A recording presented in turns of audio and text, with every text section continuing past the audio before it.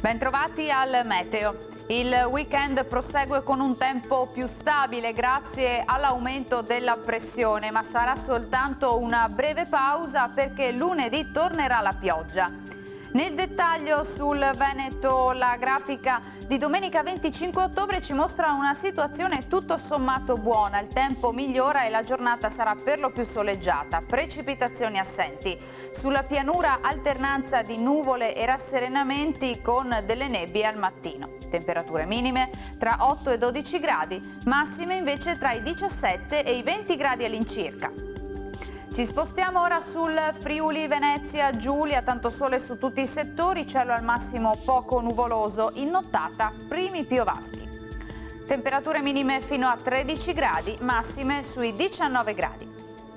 Infine uno sguardo alla situazione del Trentino Alto Adige, anche qui bel tempo soleggiato ovunque, non sono previste precipitazioni particolarmente degne di nota.